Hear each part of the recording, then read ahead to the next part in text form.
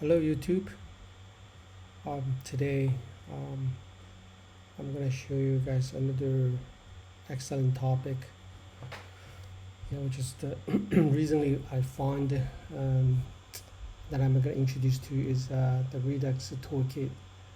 Honestly, like in a million of the others, from the beginning I wasn't too sure, honestly, and a little complicated. But after I done this sample POC, that I realized, oh, simple like a hill. Okay, so I'm gonna work through with you guys this one what I did before. So now the Redux stores like this, and then a little bit improved. We have an action created now, index action type, right? And then actions, all kinds of actions, and the reducers. Then we're gonna combine reducers in the store. So if you've done this, you will realize it's the setup a little bit complicated, honestly, right? And the code is really long. You can add all different kinds of folder structures down here, and then typically the configuration is a little bit harder. But now the most recent approach will be Redux-Toolkit. So this is literally will be just build the slice and then the car slice. So inside of a slice we have action and a reducer all inclusive, right? And use this command npx create react app, my app template. This is TypeScript, Redux TypeScript. So as soon as done that, and it will have everything inclusive for you. You don't have to do any configuration. This is amazing. Now let's jump onto the code. So I didn't prepare, but I try my best to explain things as thoroughly. Okay. So after you have installed the command as I mentioned, right? One more time. Redux TypeScript. So this will be by default. And then you will see toolkits being installed, and also the Redux installed as well. Yeah, because using TypeScript template, temporary TypeScript will also installed. So these are new what I was adding because for my project, right? Like this. React router. I'm using React router, and what else is and pretty much that's it. So this is what I only thing that I add. Oh, another one's Axio probably. And you don't have to install Axio if you're using Fetch. But in my sample, I have to use. People wants me to use in the Axio. I just did that. Other than that, default. Once you've done that, then you can when you look into your let me see the index file, right? It's automatically provider stores installed for you. Okay, this is installed automatically for you. Restrict the mode. I didn't touch anything. I literally just installed. That's it. And if you go to app folder, right? And yeah, but this is I need to do a little customization. Beforehand is it going to be content page. So this page inside of your ASPX app.tsx file. But it doesn't matter. It's fine. It's really fine. It just give you the sample. Right. Just give you sample. Let me show you what the sample look like. Yeah, I believe this is the one. Yeah, just install sample. It give you the sample to play with it. Okay, so yeah, what I did is I actually moved entire the sample code from here to the content page, and I installed the Redux router, and I just routed this to here. As you can see, /content we're using this content page. This is 2 pages that I added. Okay, let me just quickly jump onto the 2 pages that I added. Okay, this is by default. This is 2 pages that I was added, and then I will show you it's action and reducers within the files called slice. So this typical code structure from tooltip. Okay, let's just go from first to last. So as I mentioned, XUI added, right? So once you, as I show you the structure, what it would do is two pages, right? Build and then a cart, right? So how we did that? So basically, we need to create a folder called builder inside of a features. So this is what the Redux team suggested. Everything inside the features. So by default, it has a content page default for you. And what I did is just add a builder, new folder, right? And I have a builder page, and I have a builder slice. Okay, before showing you dip into the code, I would like to go to, the sample first. So this is literally just pulling the data, list all those information. Redux is enabled. You will see I have 3 Redux states, right? Parts loading. The counter is the default one, right? And also my car. This is literally my page. It will be automatically there, Go back. So here's the breakdown of the code. You will see I define a part state, right? And then as the page interface, so I have a parts data collected. This, if you can see, this is array data, right? And I have a loading state as well as interface, and have a single part really parts. This is the page is talking about adding the computer parts to shopping cart. Arrow, I put it optional. And then with this initial state, it will be easy. Reference the interface. This is TypeScript, right? Initially, parts will be empty array, loading, right? This is simply just nothing.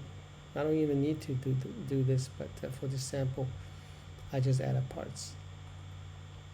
So once you have a interface and an initial state, literally just initial state, right? Because I want to using the TypeScript, that's why I need to define the type is here. So from here, and then the first step will be the getting parts, which is this is the action. This part of the code will be the action, right? And imagine how difficulty you created using the others, right? And then we have 2 actions. One is getting parts, right? Another is add a part. Okay. The computer is now working good. Okay. So then this will be the reducer.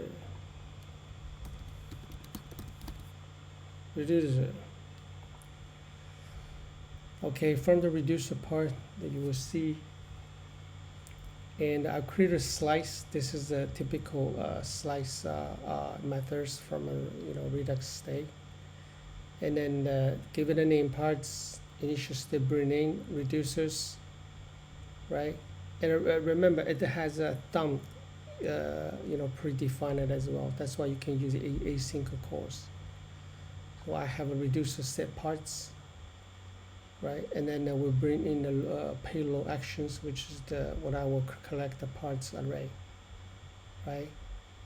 The action payload will be stored into the state parts as I show you right here, right? It stores in there. Get parts will go somewhere internet, right? Getting something, and then respond back, right? And I go a little bit deeper detail is like create a async thunk. So that's why is automatically binded for you. Okay, and then you do the async and await calls. Return the data back to the API endpoint. Creator will be the similar. Let's go on for the remaining. So once the reducer set the state, set the parts, right, you will get a payload data assigned to the state memory with Redux state, right, and then have some extra reducer. This is beautiful because it's give you pending state, which is when you add the case, right, pending, it will set the loading true for field, and then will be set loading false. In the meantime, we'll give it a payload to the state parts, right? And if it's rejected, it fail, so it will literally just store payload information to the arrow collections, right? Loading will set the false. Okay, and then the builder slides the reducer, so set parts, this will be exposed. So yeah, just in your program you can just call set parts right here. One more time, so this is reducers, right? Initial state, right? This will be literally just state information, right? If you go here, then you will see, right, loading parts. When is page loaded, 3 things will be added.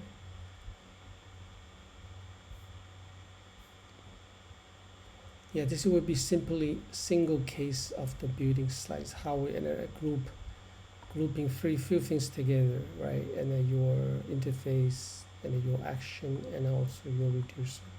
You can see all kinds of actions, get parts, add part, right? So you can do that. So from outside, because those are all exposed, and then you can just call.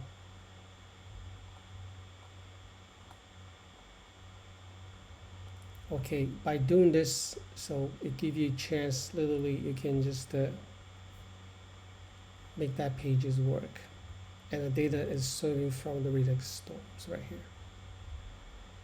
This will be very quick example. I'm just showing you how easy it is, right? And I forgot to mention, it's by default, right? If you go app folder, oh, the computer went very slow.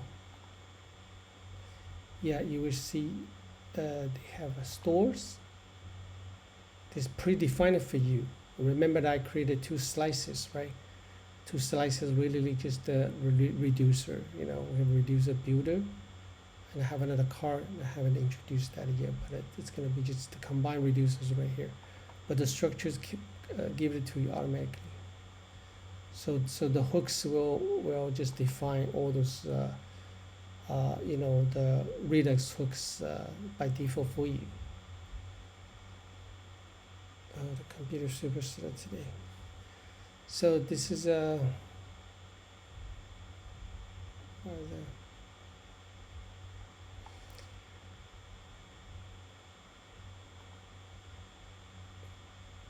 sorry, this computer is gonna be crash very slow. But anyway, if you this will be the first one, right? And I give you a quick introduce, and I'm gonna finish this as a POC sample.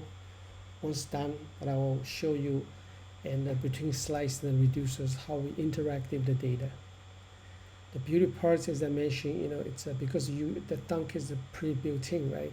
So we can literally just using the async away, upper dispatches, upper selector to get the data. Yeah, maybe I can show you one more time is using the select to get the data, which is right here from the UI page. So from here you can using upper selector, right? So it goes to the state and get the builder, right? And it will deconstruct it, to get a part. Just like that, easy, your page.